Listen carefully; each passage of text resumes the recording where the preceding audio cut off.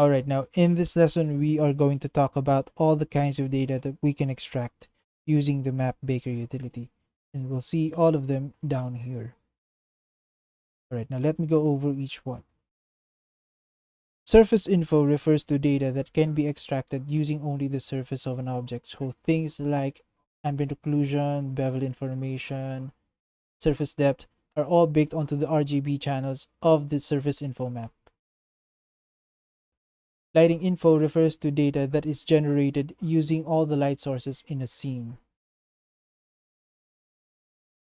Indexers refers to data that identifies surface, whether by material or by island, and we can set this either automatically or through vertex color attribute.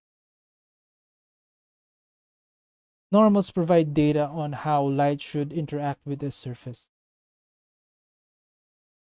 World normals refers to the direction of a surface in relation to the world. And world position refers to the position of an object in relation to the world. Now, in the next lesson, we are going to talk about things that you need to know during the bake process.